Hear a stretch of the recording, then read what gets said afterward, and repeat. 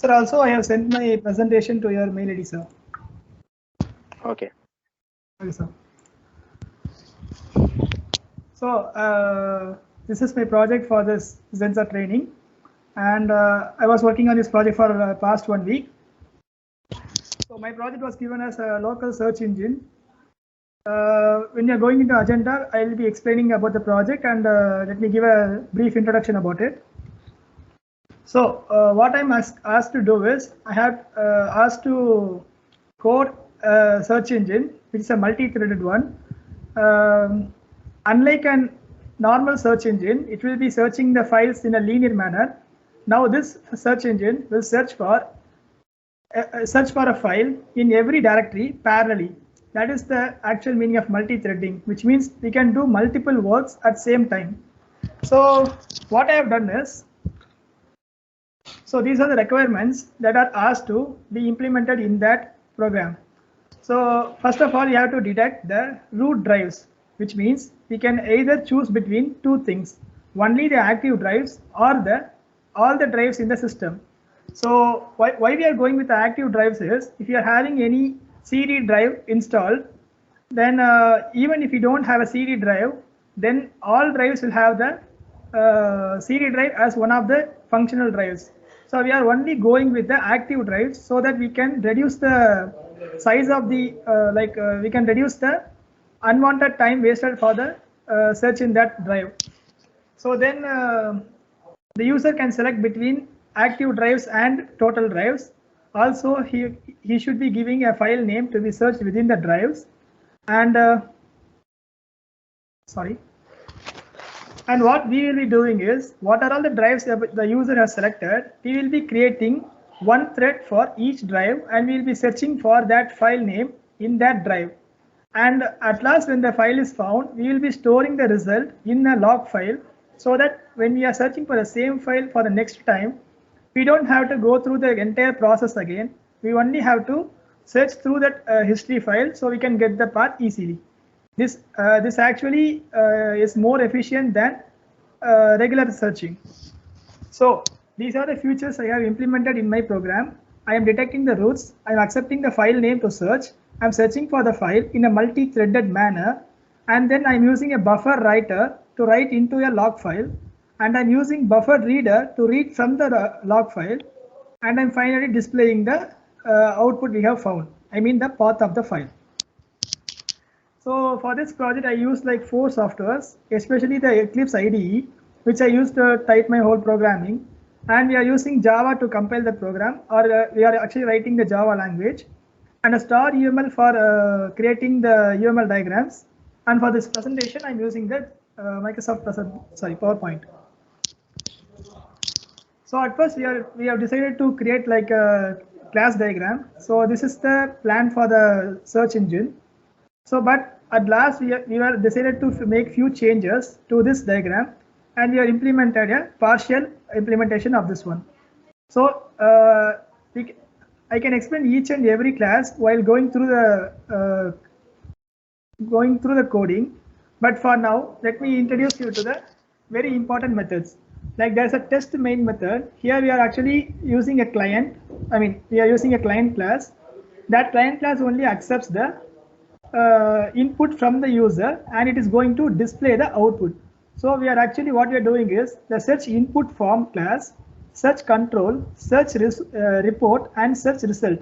Everything is taken into one class called the client class. And we are implementing this search manager. This search manager is one of the important classes in this project, because this is going to create few threads, actually based on the number of drives we have.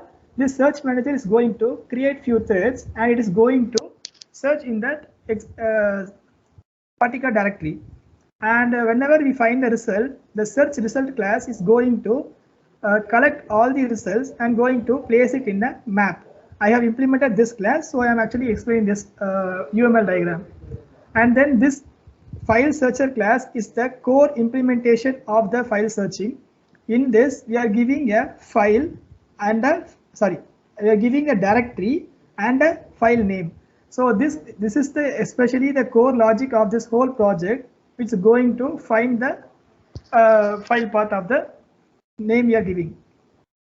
And this side we are having a root finder package. This thing, this part of the programming will return what are all the root folders we have, either an active or every directory that is present in the system. So this is the project code workflow.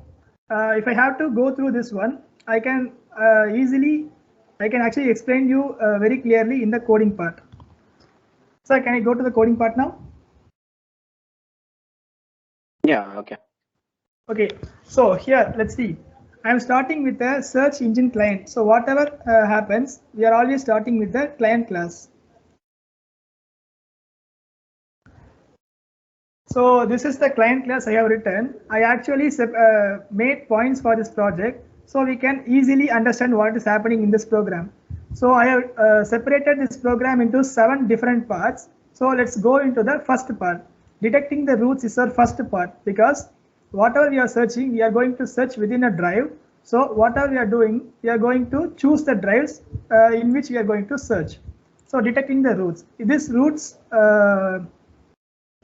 function is implemented by a method called detect roots. Let's go to this method. So this method actually gives us 2 options, like search active drives and search all drives, like I already mentioned. So we are asked to choose an option.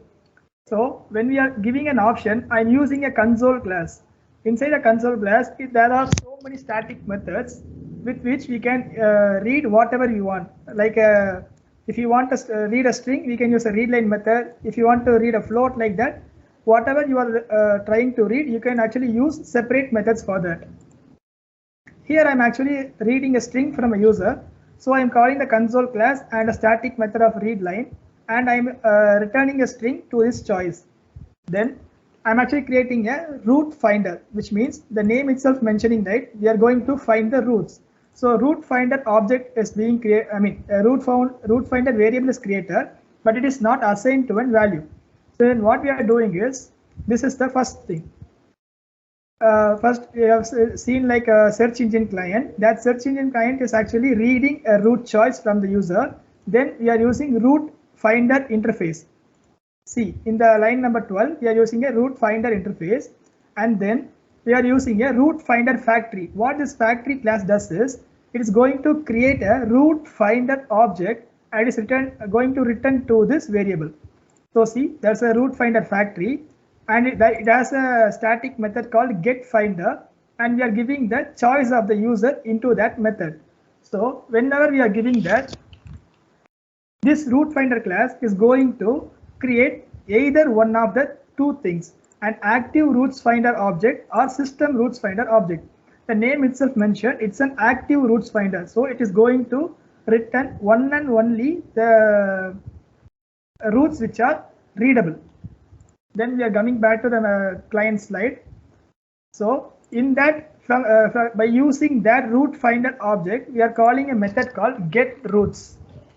So, and there's a interface called root finder interface. And there is another class called abstract root finder class, which is going to have every roots which are going to be found. And then extending these classes, there are 2 classes called active roots finder and system roots finder. Each thing is actually overriding the method in the interface and implementing their own their own definitions. So here we can see that system roots finder is going to find every path it can. So we are using a list roots method. This method present inside the file class is going to return an array of file objects which are actually pointing towards every root file folder we have. And with a simple change in this code, in this active roots finder, we are implementing another one method called canRead. So this canRead method in the file class is going to return a Boolean value, either true or false, based on the readability of that drive. So with that, coming back to the client class, we are actually getting what are all the drives we have what are the drives we want in this list of roots. Then we are actually making a condition to see if the system has at least one roots. So if you are not having any roots, there is no use in getting a file name from the user because we can't search anywhere. So we are seeing like if the roots is null or not. If it's not null, like we have some directories to search for, then we are going to display those directories. So there's a method called display in the console because we are going to display the roots in the console only. So I am making a method called display, and what this display method uses, we are going to print each and every path of the root directory. Then after displaying the roots, we are going to be asked for the file name. So this is the third part of the program. We are going to scan file name from the user. Then we will display a message called enter file name to be searched. In this program, what I implemented is we don't have to give any extension. We always have to give the file name even with the caps lock or small letter. Even if you change something like that, this program will get you the file whatever you need. The only thing you shouldn't do is you shouldn't be doing any typo error because that itself is a human error. So we are going to read a string from this. So I'm using the same console class and the readline method to do that. And we are going to the next part.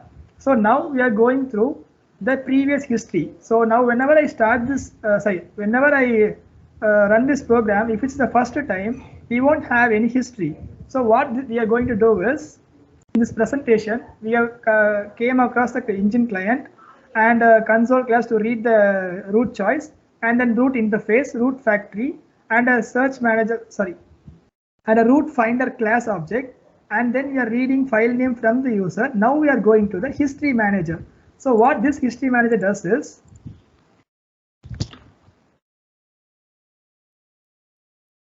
in this history manager, there are two methods like store a search and get a search. Now that we are going to start a search, we are not going to store that one. We are actually trying to get something from that file. If the value is present in that, we are going to get that. So there is some core logic I'm going to explain. So what we are going to do is we are creating a results. We are going to create a list of results. Whatever the path we have already for the file name, we are going to search. If we have a path already, we are going to return that. So this is a list of results we are going to get.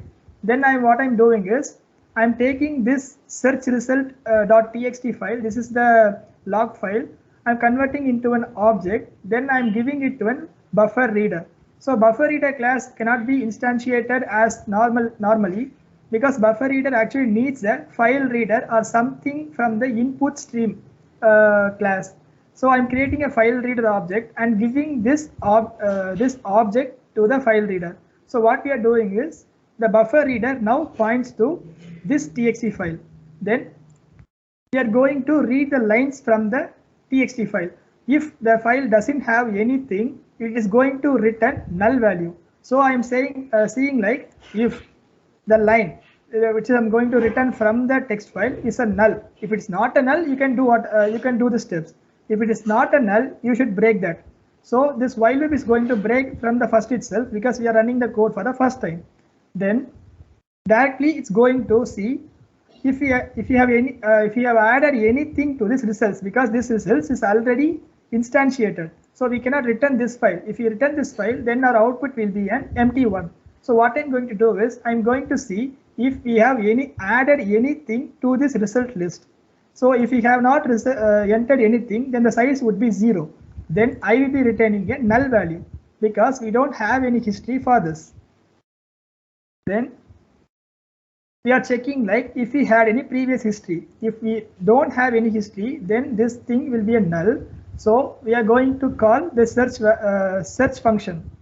For that calling of the search function, now we are moving to from history manager. We have called a search manager interface. So this search manager interface, what it does is it actually hides the implementation. We should be always exposing the abstraction and hiding the implementation. So what I'm going to do is there is a search manager interface and I'm going to instantiate it, but interfaces cannot be instantiated directly. So I'm going to assign a null value then. Then what I'm going to do is there is a class called search manager factory. So from the name itself, we can understand there is another class called search manager, and we are going to create an instance of that class using the method.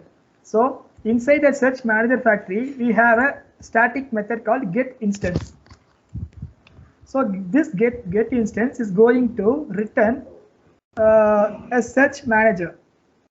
Sorry, manager factory. Yeah, actually I made this class as a singleton class. I wanted to implement something called singleton classes. So what I have done is I made this class as a singleton by making its constructors private. Let me see if I implemented constructor. Sorry, I forgot to make that constructors private. But what I have done is I created one object inside this class itself, so we can return that whenever needed.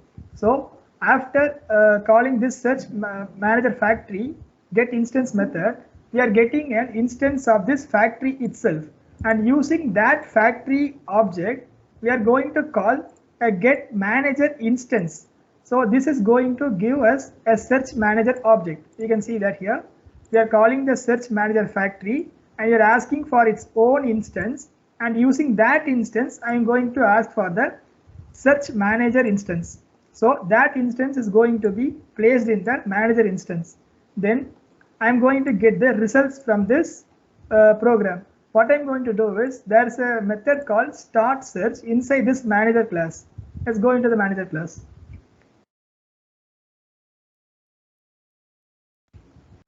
Yeah.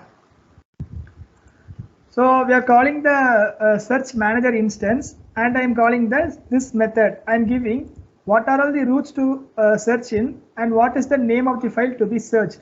So getting into the search manager, we have only one method called start search. This method is going to make few threads, and it is going to search within every drive we have. So what I'm doing is before creating any threads, we have to actually extend a thread class. So I'm going to the core logic class. Sorry. So this is the class in which we have defined every core logic to find that file. So the file searcher is actually extending a thread class. In this thread class, if we create any object of file searcher, now it will become a thread. So inside the search manager, what I'm doing is I'm creating an array of threads, but I'm not actually I'm not actually assigning any values to it. Whenever the method is called, it is going to assign an array of file searchers, which means array of threads. I'm going to create a new array with a size of routes which you have selected. So if I have selected 5 routes, this is going to be 5. Then I'm going to run a for loop for every directory in this routes. So I'm using a for each loop. I'm taking a string of path from this routes list. For every path, I'm going to create a new thread. So file searcher class extends a thread class. So whatever we are creating is a thread. So I named as a thread. Then we are going to set the source, which means I'm going to set the directory in which we are going to search the file. So this is a creation of new file object, and I'm giving the directory path. Then I'm setting the target file name. There are 2 methods inside that file searcher class, like set target file name and set source. These are going to set the values in these 2 things. These are the global declaration. So these can be accessible all over the class.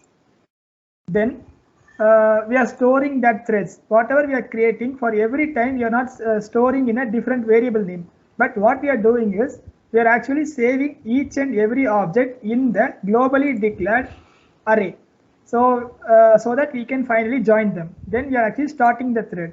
So this happens every time whenever the for loop is iterated for the all 5 drives. So all the 5 threads are now searching for that file. After that, the main thread is going to iterate on the every thread present in the thread array, and it is going to join the thread, which means it is going to wait for every thread to complete its life cycle and provide some results. So whatever the results is whatever the result that are got from the file searcher class. Let me go into file searcher class. So what we are doing is, now actually we are talking about the thread class, right? So in this thread class, there is a method called start. That method only we are actually calling to start the thread. That method implicitly calls a run method inside this class. So this is a run method. I'm going to call search for file method. I'm going to set the source and a target file name for this method. So this search for file method is what is going to do is, it is going to search for every file in that directory. So what I'm going to do is, now let's assume we have a C drive. So that C drive, I'm going to list every folders, every subfolders and every files. So they are going to be organized in an array, and they are going to be given to this files and directories variable. So if the files and directories variable is not a null, we are going to search through them. So what I'm going to do is, I'm going to get the file path. So this file path, what it means is, I'm going to search inside the C directory itself, only in the C directory, not in the subdirectories. So I'm going to filter the files. This is a method I implemented myself. I'm going to give what are all the subfolders and files, whatever is present inside the C drive, into this method. What this method does is, it doesn't care about the subdirectories. It only gives back a list of files present in the C drive. So in this files in the C drive, we are going to search for the file name we are searching. So if we find anything of the same name as this file, we are going to return a path. So if you are not finding anything, we are going to return null value. So as I am searching for a test1.txt that is present inside the desktop, this is the file I am actually searching for. I will be showing you that in the output. So this file will not be present inside the C directory itself. So in this thing, we will be returning a null value. So this if condition works if only the file is found. Let's say the file is found. Actually, the file is not found. What we are going to do is, we are going to skip this if condition, and we are going to go for the subdirectories, because we already know the C directory doesn't have the file. So we are going for the subdirectories. Like the filter files method, I wrote another method called filter directories. So this method, what it does is, it doesn't care about the files present in the C directory. It is going to return all the subdirectories present. So for these two methods, what you are going to do is, there are two methods called isFile and isDirectory present inside the file class itself. So we are iterating through the whole bunch of subdirectories and files, and whenever we find a file, we are going to add it to a files list, and whenever we find a directory, we are going to add it to a directory list. So this is what happens here. And when a subdirectory is picked, I mean whenever the subdirectory list, whenever this method is called, it is going to return a list of subdirectories, and we are going to iterate through every subdirectory, and we are going to go for recursion, which means we are calling the same method, the search for file. So whatever we are doing, whatever the folder we get, we are going to first search for the files, and if that files doesn't match our file, match our search file, then we are going inside the subdirectories. So this thing happens again and again, so that we can go in a linear way of searching. So this is the recursion I am actually implementing. And finally, when the path is found, let's say there's a folder called test, and inside the test folder, we are actually finding the file. So this is the in this line, actually we will be getting a file path. So then this if condition will be saying like, okay, now the value is not null, we can say that the file found is true. And then why I'm actually implementing this file found true is, after finding the file, there is no need to proceed further. So whenever the file is found, we are actually terminating the program itself. So then I am actually printing like, whenever the path is found, I am actually making this boolean value into true, and then instantly I'm going to save this search result to the log file. How I'm doing is, we can discuss that in the later part. Then I'm going to print like file found after searching. searching in directory, and I'm going to say this directory contains that one, and I'm going to print the file path. So now whatever the file we have given is found. Now let's go to the part where we actually store that value into a log file. Okay, now the fifth part of the programming is done because we search the file, we find the file, and we are actually going to store that. Now that is the sixth part, storing the result in the search results.txt. This is a complete one file. So what we are going to do is, whenever the file searcher is found the path, it is going to add that file name and the file path inside a hash map present inside this search result class. So I implemented one class called search result. Here we are having two methods. Either we can get all the files we have searched and their paths, or we can add a file found path. So what this hash map does is, it has a key and a value pair. So if let's consider that test1 file is present in more than one directory. So we are going to get multiple paths. So for storing multiple paths, I am going to have an array list of paths, and we are going to search for a single file. So we can easily say that key is a string and the value is an array list. And in this method, like add file found path, we are giving the file name and the path, and there's some logic in this. If there is no key present inside that hash map, we are going to create a new one. If there is already a key, we are going to add that path to the array list. That's all the whole logic is all about. Like here you can see, if the file found paths map contains the key of file name, we are going to get the value for the file name, which is an array list, and I'm going to add the path. Else, if you don't have any key, we are going to create an array list, and we are going to add the path for the first time, and we are adding the file name and the path like the array list to the map. So this is the search result class. So everything you have searched so far will be present inside this hash map. Now we have to take these values and store it in a separate log file. So that is the sixth one. So there is another class called history manager. Let's go to this PowerPoint. Yeah. So search manager interface we have seen, search manager factory we have seen, search manager we have seen. We have started the search. Now the final part is history manager. We are going to store the file path. What we are going to do is, there is a class called history manager. We have already instantiated in the fourth part itself, because we are actually searching for the file name inside the file. As we have got no lines in that text file, we are using the same object, and we are going to call the method called store search. Now that we have find the file and we are having a path inside that hash map, what we are going to do is, we are going to store inside the log file. So this store method, what it does is, as we have already seen, there is a buffer reader to read from the file. There is another thing called buffer writer. I'm going to declare this writer, and I'm going to set a null value. Whenever this method is called, I'm going to create a buffer writer. I'm going to instantiate the buffer writer by giving it a file writer, and I'm going to give the file writer the name of the file. And what I'm going to do is, this writer is going to append everything we have, like the name of the file and the path of the file, to that file.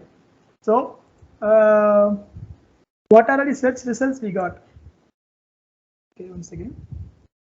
We are passing the search results, and we are going to append that result into that file, and then finally we are going to close that writer.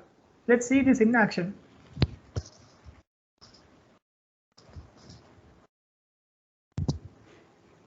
So in this line, 25th line, we are actually detecting the roots, which means my system actually have a 1 TB storage. So if we try to find a file in every directory, we are going to take long time. So what I'm going to do is, I'm going to run this, and I'm going to choose one thing, either search for active drives or search for all drives. So we have been cleared that I'm choosing one as an option, and we are actually displaying every drive we have. So if you try to do like, I'm going to search some file. Actually, it is not infinitely running. It is actually searching in every drive to find this file. This may take a while. So I'm stopping this program here and I'm going to run.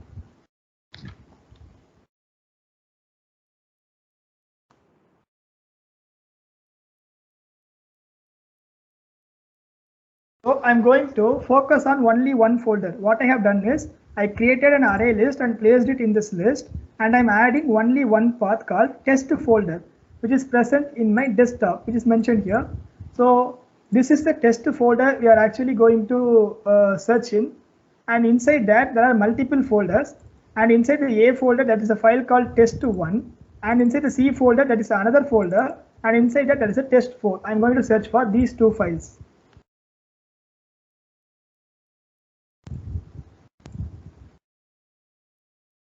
So let's see. So the path is already displayed, like this is the folder we are going to search. And when they give us test1, the file is actually found. Here we have to see one thing. I have given the first letter as capital, but you can see the name of the file in small letters. This was the thing I was talking at the first, like we can give whatever the name we want, like in any caps letter or small letter, but this program will find that. So the file is found after searching in directory called test folder, and inside the directory, this is the path of the file, and we have added like this, like the test1 as a key and this value. So then now we are going to find another thing called test4. Even now, actually the searching is doing. It is going into every directory and it is searching for the file, and it is printing like file found after searching in the directory test folder, and we are getting the total path. Like it is going inside the test folder. Inside there's a folder called C, and there's a folder called CA, and that is my file, and I'm adding this to that value. Let's go into the log file and let's see.